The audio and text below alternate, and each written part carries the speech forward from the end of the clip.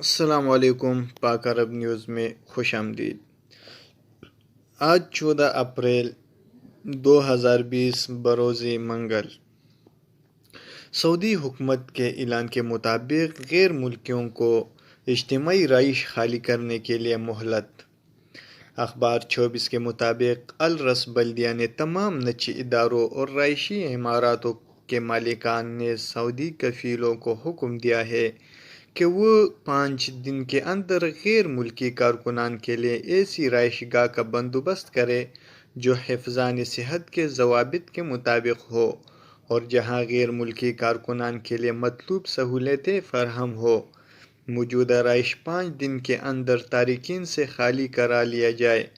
الرس بلدیہ کے مطابق اگر مہلت کے دوران موجودہ رہائش خالی نہ کرائے گی تو اس صورت میں پانی اور بجلی کا کنیکشن کاٹ دیا جائے گا۔ اس کے تمام ذمہ داری نجی اداروں اور تارکین کے کفیلوں کی ہوگی۔ بلدیہ اس کے لیے ذمہ دار نہیں ہوگی۔ سعودی شہری کی شکایت پر غیر ملکی حجام گرفتار۔ سعودی عرب کے علاقے جازان میں سوشل میڈیا پر ویڈیو وائرل ہونے پر غیر قانونی طور پر باربر شاپ چلانے والے حجام کو گرفتار کر لیا۔ سوشل میڈیا پر ویڈیو کلپ وائرل ہے جس میں دیکھا جا سکتا ہے کہ ایک پاکستانی حجام اپنے مکان پر مقامی شہریوں خصوصاً بچوں کے بال بنا رہا ہے۔ المرصد ویب سائٹ کے مطابق مقامی شہری نے ویڈیو سوشل میڈیا پر شیئر کر کے سعودی حکام سے مطالبہ کیا تھا کہ اسے گرفتار کیا جائے کیونکہ وہ ایک طرف تو کرونا وائرس کے پھیلاؤ کو روکنے کے لیے کیے گئے حفاظتی اقدامات اور پابندیوں کی خلاف ورزی کر رہا ہے، دوسری جانب وہ اپنے گھر کو باربر شاپ میں تبدیل کیے ہوئے ہے۔ مقامی شہری کا کہنا ہے کہ غیر ملکی حجام کا فیور سے اپنے رہائش کو باربر شاپ بنائے ہوئے ہے، وہ مقررہ ضوابط کی پابندی بھی نہیں کر رہا ہے۔ مکہ مکرمہ کے بلدیہ نے یقین دہانی کرائی ہے کہ شہر کے مرکزی سبزی و پھل منڈی کو بند نہیں کیا گیا۔ منڈی میں احتیاطی تدابیر کو اختیار کرتے ہوئے جراثیم کش ادویات کا اسپرے کیا جا رہا ہے۔ بلدیہ نے سوشل میڈیا پر پھیلانے والی افواہوں کی سختی سے تردید کرتے ہوئے کہا ہے کہ منڈی میں تمام امور حسب معمول جاری ہے۔ ویب نیوز سبق نے مکہ مکرمہ کے بلدیہ کی جانب سے جاری بیان کے حوالے سے کہا ہے کہ مکہ کے القاعی کے علاقے میں قائم مرکزی سبزی اور پھل منڈی میں جراثیم کش ادویات کا اسپرے مسلسل کیا جاتا ہے تاکہ وہاں آنے والوں کو کرونا وائرس کے اثرات سے محفوظ رکھا جا سکے۔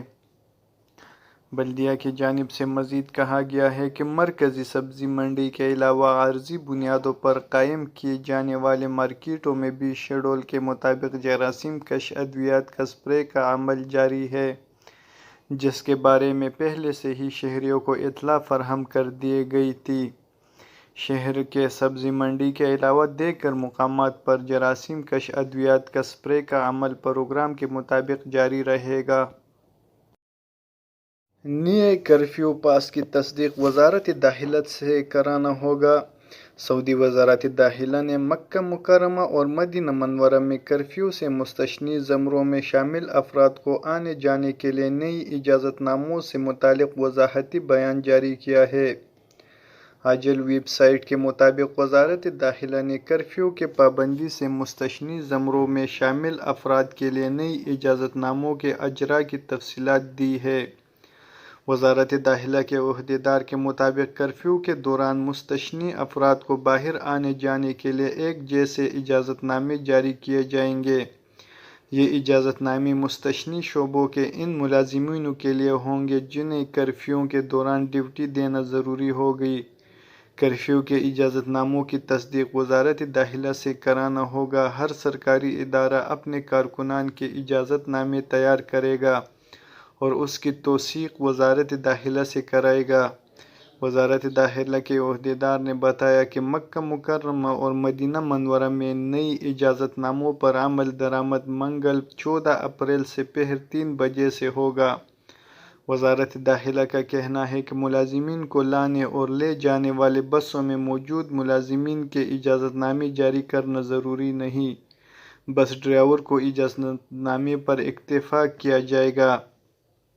ڈرائیور کے اجازت نامے میں بس کی نمبر پلیٹ، آنے جانے کے اوقات، ایام اور روٹ کا تذکرہ ضروری ہے۔ علاوہ ازیں بس میں اس کی گنجائش سے 50% سے زیادہ افراد سوار نہیں کیا جا سکتے۔ ایک پابندی یہ بھی کرنا ہوگی کہ بس میں موجود تمام ملازم حفظان صحت کے ضوابط کی پابندی کرے گی۔ وزارت داخلہ نے انتباہ دیا ہے کہ جو شخص بھی نئی مشترکہ اور وزارت داخلہ سے توثیق شدہ اجازت نامے کی پابندی نہیں کرے گا، اسے کرفیو کے قانون کی خلاف ورزی کا مرتکب مانا جائے گا۔ اس پر کم از کم 10,000 ریال کا جرمانہ ہوگا۔ قانون کے مطابق دے کر سزائے مثلاً جیل وغیرہ بھیجا جا سکتا ہے۔